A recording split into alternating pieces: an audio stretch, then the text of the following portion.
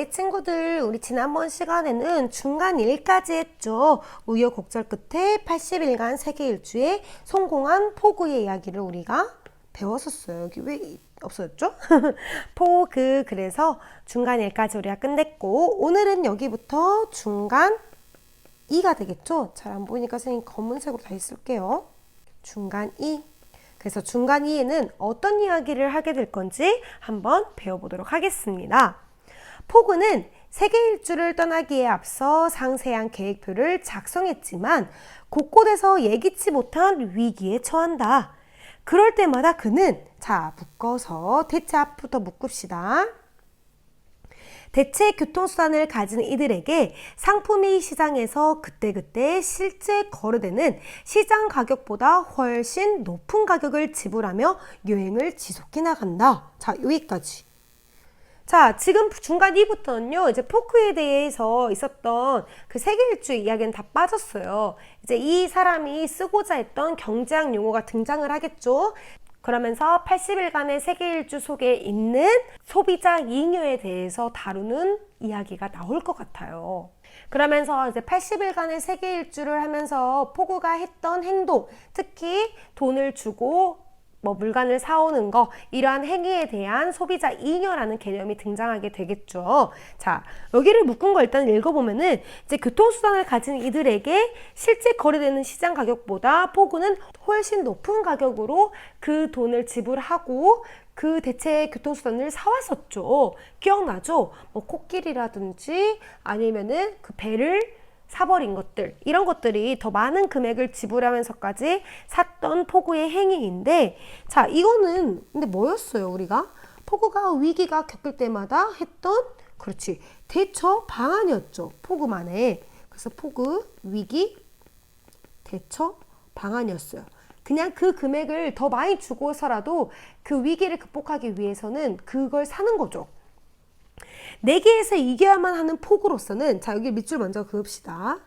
내기에서 이겨야만 하는 포그로서는 시장 가격보다 훨씬 높은 가격을 지불하는 것이 전혀 아깝지 않았던 것이다 라는 거죠. 그러니까 포그가 훨씬 높은 가격을 지불하는 이유는 바로 뭐라고? 내기에서 이겨야 했기 때문이라는 거죠. 이해했어요? 포그가 여기 더 밑줄을 그을까요? 시장 가격보다 훨씬 높은 가격을 지불하는 것에 대한 이유, 바로 내기에서 이겨야 하기 때문이다. 자, 이를 경제학 용어를 사용하여 포그하면 밑줄 할게요. 포그 교통수단에 대한 지불 용의 가격은 다른 일반 여행객들보다 매우 높은 수준, 이렇게 정의해 볼 수 있다는 거죠. 자, 용의가 뭐냐면요, 여기 있죠. 어떤 일을 하려고 마음을 먹는 거, 혹은 그러한 마음, 그러니까 지불하려고 마음 먹은 그러한 가격은 다른 일반 여행객들보다 매우 높다는 거예요. 이게 바로 경제학적 관점으로 해석한 포그의 행동. 경제학적 관점으로는 포그의 지불 용의 가격이 매우 높은 수준이라는 거죠. 여기에서 지불 용의 가격이란 뭐뭐란 나왔으니까 뒤에 밑줄을 그으면 소비자가 상품 구입을 위해 지불하겠다고 마음을 먹은 금액 중 가장 높은 가격을 말한다. 자, 이거는 지불 용의 가격의, 그렇지, 글씨가 이상하다. 지불 용의 가격의 정의. 자, 그래서 여기를 정리하면요, 높은 수준의 지불 용의 가격을 가졌던 포그, 이렇게 정리하면 되겠죠. 그래서 위기 상황에서 포그는 과감하게 높은 가격을 제시하여 문제를 해결했지만 그가 항상 높은 가격을 지불했던 것은 아니다. 자, 밑줄. 일정의 차질이 없을 때는 당연히 다른 일반 여행객들과 같은 가격을 내고 교통수단을 이용했다. 그러니까 항상 비싼 값을 주고 교통수단을 이용한 건 아니라는 거죠. 일정에 따라 달랐던 포그, 교통수단 지불 비용이라는 거죠. 즉 포그는 여기 묶어볼까? 포그는 굉장히 높은 지불 용의 가격을 가지고 있음에도 남들과 같은 가격을 지불하여 큰 소비자 잉여를 누린 것이다. 여기까지. 그러니까 포그는 어떠한 지불할 수 있는 용의가 굉장히 큰 사람이에요. 가격이. 근데 그럼에도 불구하고 이 사람은 일정에 따라서 다른 여행객들과 같은 지불을 한 거죠. 그렇기 때문에 얘들아, 소비자 잉여라는 말이 무슨 말인지 이제 알겠죠? 내가 지불할 수 있는 금액은 이만큼 높아.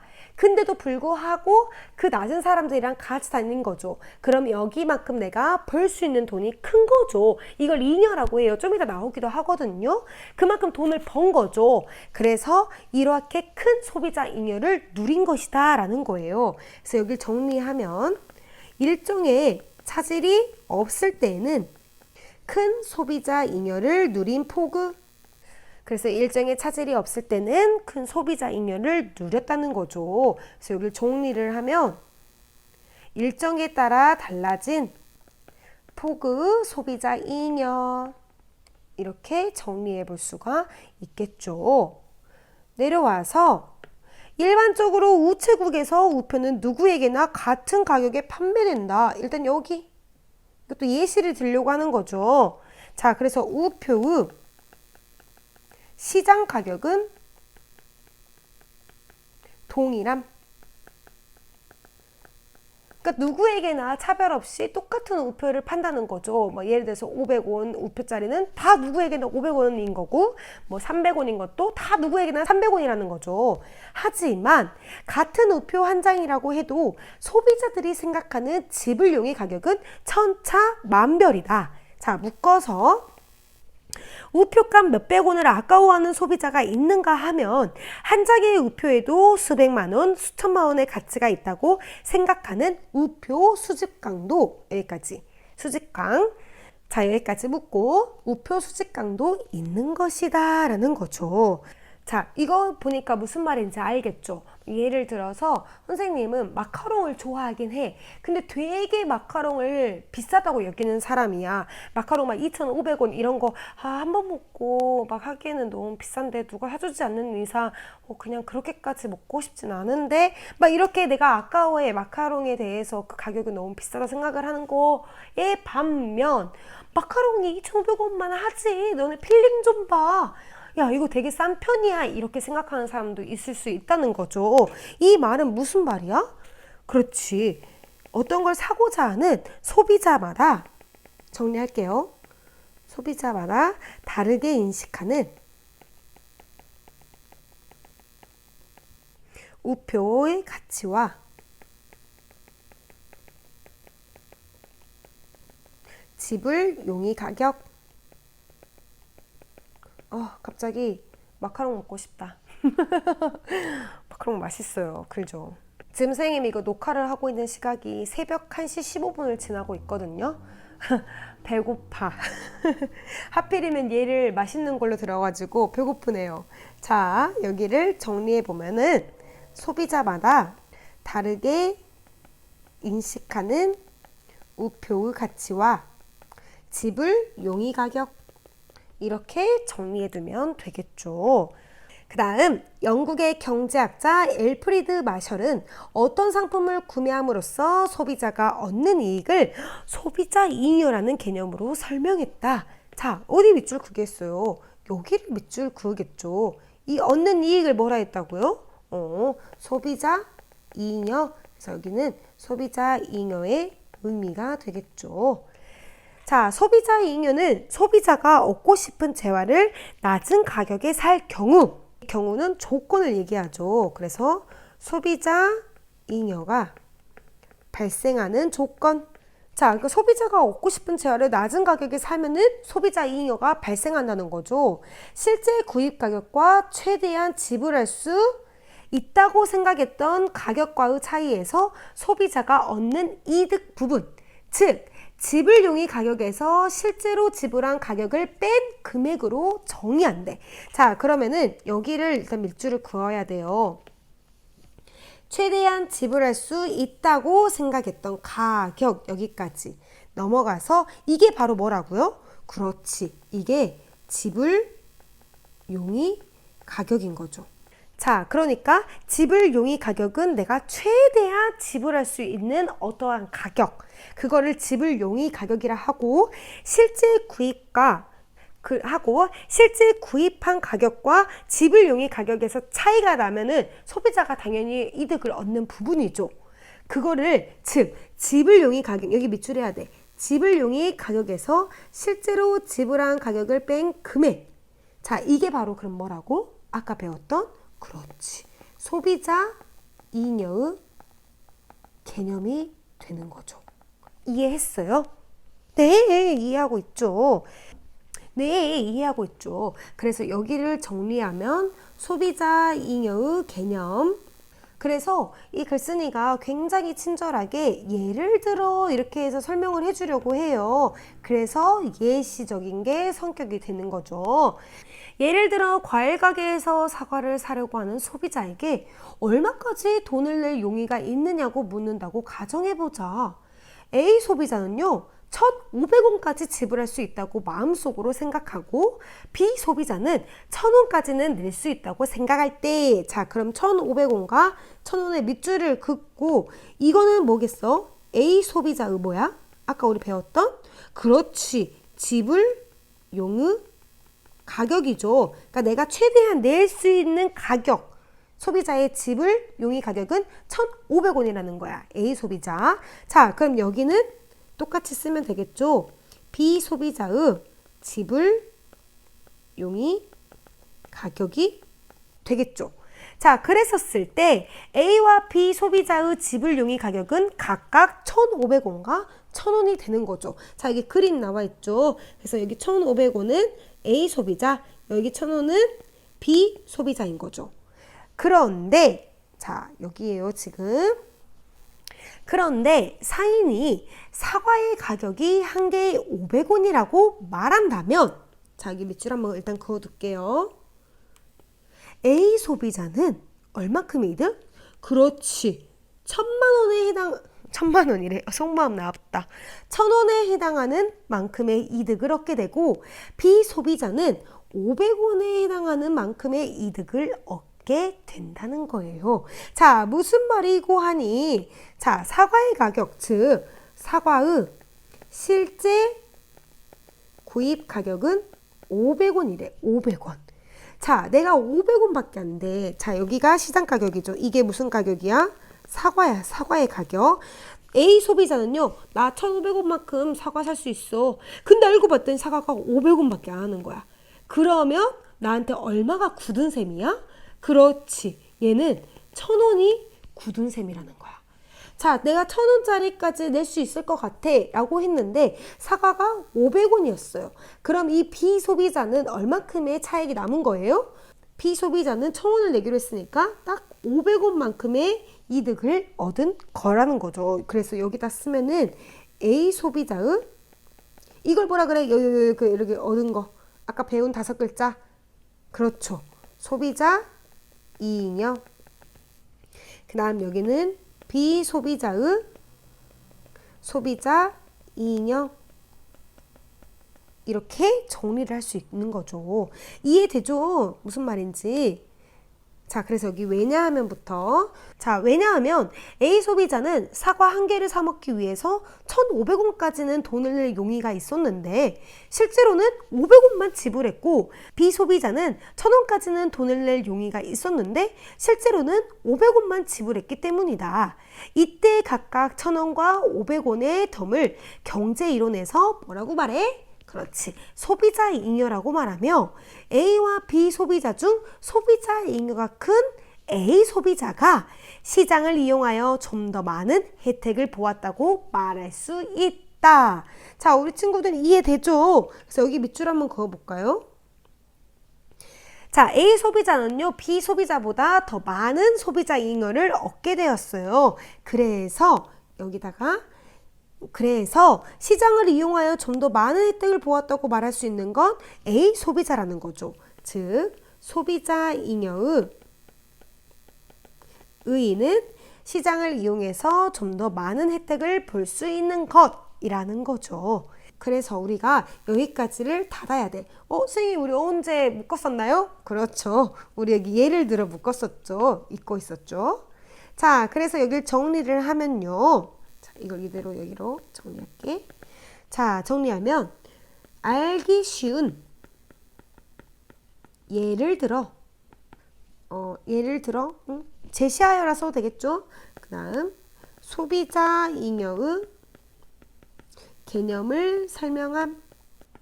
이렇게 정리하면 되겠죠. 그래서 이러한 정의에 의하면 폭우와 같이 밑줄 높은 지불의 용의 가격을 가진 사람은 그 다음 시장을 이용함으로써 큰 소비자 잉여를 누린다고 할 수 있다. 자, 포크와 같이 이러한 사람은 그랬으니까 큰 소비자 잉여를 누릴 수 있는 조건 첫 번째. 그 다음 두 번째는 이러한 사람이 시장을 이용함. 그러니까 조건 두 번째가 되겠죠. 그래서 큰 소비자 잉여를 누린다고 할 수 있다. 자, 여기 문단은요. 소비자 잉여의 예가 되겠죠. 소비자 잉여의 예. 자, 내려가서 반대로 밑줄 한번 해볼까요? 상품의 공급자가 모든 소비자의 지불 용의 가격을 정확히 알고 이에 맞춰 여기도 밑줄 상품 가격을 달리 책정한다면 소비자 잉여는 발생하지 않을 것이다 라는 거죠. 그러니까 내가 상점 주인인데 내가 사과를 팔려고 해. 내가 이 사과 가격을 제시해 주기 전에 이 사람이 이 사람 얼마 가지고 있네? 이 사람 얼마 내겠네? 이런 거를 정확히 안다면 당연히 그만큼의 소비자 잉여가 나오지 않겠죠. 그래서 여기는 소비자 잉여가 발생하지 않는 조건 첫 번째가 되죠. 그 다음에 두 번째는 상품 가격을 달리 책정한다면 여기는 두 번째가 되는 거죠. 그러나 이것은 현실적으로 매우 어려운 일이다. 예를 들어 어떤 극장에서 같은 등급의 좌석 요금을 지불 용의 가격에 따라 다르게 책정한다면 그 다음 밑줄 관람객들은 강하게 반발하여 다른 극장을 이용할 것. 여기까지. 근데 이거 하고 있죠. 어디서 하고 있어? 여기서 하고 있잖아요. 좌석 요금을 등급을 정해서 가격을 달리 하고 있어요. 알고 있었어요? 그래서 하고 있는 거잖아요. 예시가 이게 나왔네. 하고 있는데. 근데 그때 당시에 진짜 여기 있는 것처럼 CGV가 이렇게 말하면 안 되는데. 그래서 해외여행아 그때 이 등급제를 했었을 때 굉장히 반발이 많이 했었어요. 나 이제 안 간다. 나 거기 안 갈란다. 매하 회사 갈란다. 막 이러면서 되게 그랬어요. 여기를 한번 정리를 해보면 동일한 상품의 가격이 소비자마다 다를 때의 예상 반응. 그래서 강하게 반발해서 다른 극장을 이용할 거다라는 거죠. 자, 정리를 하면 소비자 잉여가 발생하지 않는 상황. 이렇게 정리하면 되겠죠. 자, 그 다음은 마지막 문단. 기업이 어떤 상품을 독점해서 판매하는 경우가 아니라면 일반적으로 품질이 같은 상품은 소비자들에게 같은 가격으로 팔린다.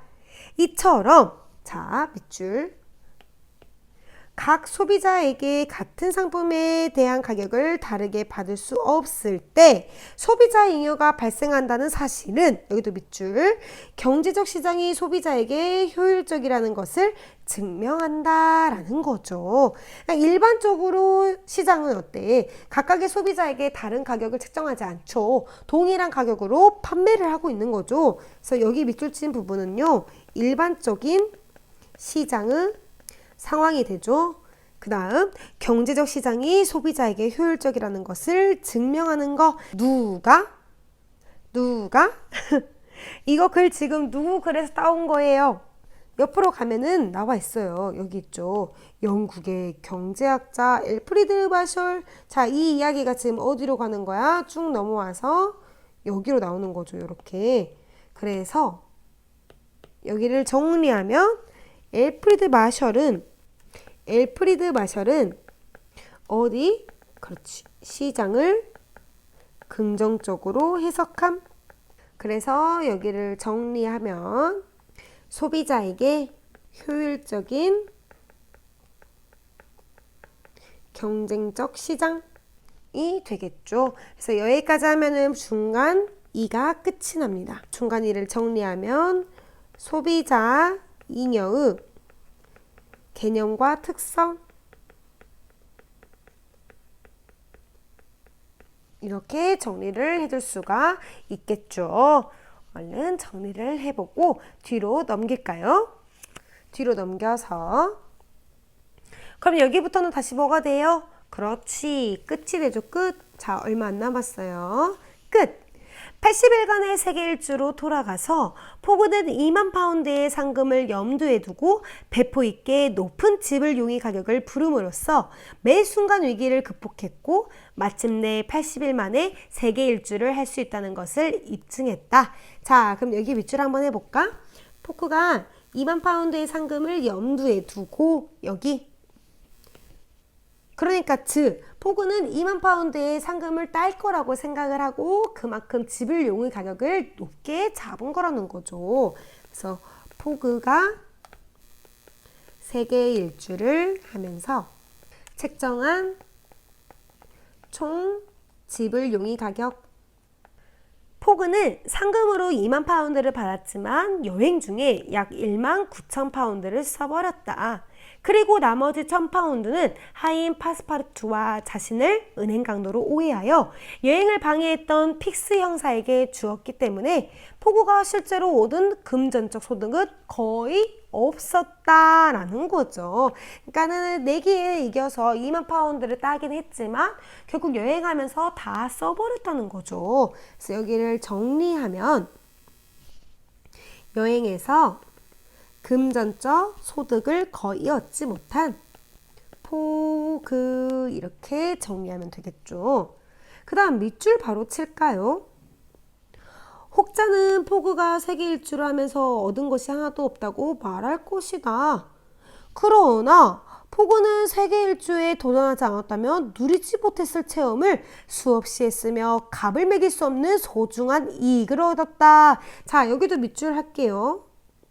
자, 첫 번째 밑줄. 어떤 사람들은 포그가 돈을 땄지만 그 돈을 다 세계 일주하면서 써버렸잖아요. 그래서 얻은 것이 하나도 없을 거라고 말할 수도 있어요. 그러니까 밑에다 쓰면 여행으로 얻은 금전적 수익이 없기 때문에, 그렇기 때문에 얻은 것이 하나도 없을 거라고 해. 그러나 포그가 세계 일주에 도전하지 않았다면 누리지 못했을 체험이 많다는 거죠. 그래서 밑에다가 포그가 얻은 것 첫 번째, 경험해보지 못했을 것을 많이 누렸을 거야. 런던으로 돌아와 아우다 부인과 결혼을 약속도 했대. 와, 포그가 얻은 것 두 번째. 또 잊어버렸을까봐 말하지만 아우다 부인 누구야, 얘들아? 여기 우리 배웠잖아요. 넘어가서 몇 쪽이냐면요, 145쪽. 여기 보입니까? 이쪽? 브라만교와 사티라고 해서 남편이 죽어가지고 아내도 똑같이 무덤에 묻힐 뻔했는데 포그 일행이 이 아우다 부인을 구해줬잖아요. 그래서 이 아우다 부인이 고마워서 따라다녔죠. 그랬더니 런던에 와서 부인과 결혼을 약속했대. 그럼 충분히 가치 있는 여행을 한 거죠. 부인을 얻었으니까. 자, 소설의 작가 쥘 베르는 소설의 마지막에서 사람들은 이보다 더 작은 것을 위해서라도 세계 일주를 하지 않을까? 라는 질문을 던지며 펜대를 내려놓는다. 포그처럼 평생을 함께할 동반자를 만나는 만큼의 가치를 얻지 못한다 하더라도 우리는 여행을 떠난다. 그리고 나름의 소비자 잉여를 얻고 돌아올 것이다. 라고 이야기가 끝이 나죠. 그래서 여기를 정리를 하면요, 경제적으로 따질 수 없는 이익을 얻은 포그 도전, 이렇게 정리를 하면 되겠죠. 그리고 여기까지가 끝. 그래서 끝은 저마다의 기준을 바탕으로 한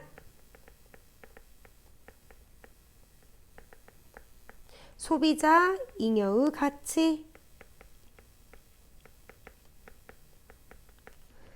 라고 할 수 있겠죠. 별로 그렇게 막 어려운 내용은 아니었죠. 경제학이라 그래가지고 어려울 줄 알았는데 굉장히 쉽게 잘 풀어냈고 또 소설을 인용해서 우리에게 알려주니까 쉽고 간편하게 소비자의 잉여에 대해서 우리가 이해할 수 있었습니다. 자, 우리 친구들은 여행에 대해서 어떻게 생각할까요? 궁금해요. 만약에 대면 수업이었다면은 여행에 관한 이야기도 듣고 어느 친구가 여행에 가서 가장 좋았던 경험은 어떤 거였는지 혹은 포고와 같은 이런 걸 해본 적이 있는지 오히려 이럴 때는 배보다 배꼽이 더 크다는 이런 속담을 쓰기도 하잖아요. 그렇지만 여행 가서 돈보다 살 수 없는 경험을 하거나 그랬더라면 훨씬 가치 있는 여행이 됐다고 마무리할 수 있겠죠. 자, 그래서 여행을 떠날 때 많은 비용을 지불하지만 다녀오면 돈보다 훨 중요하고 소중한 경험을 배우고 즐기고 왔다고 많이들 말하잖아요. 뭐 지금은 코로나19 때문에 현재 여행을 맘 놓고 할 수는 없지만 우리 친구들도 가고 싶은 여행지 계획을 세워보는 건 어떨까요? 오늘도 수업 듣느라 고생들 했어요. 다음 시간에도 선생님과 독서 여행을 떠나보아요.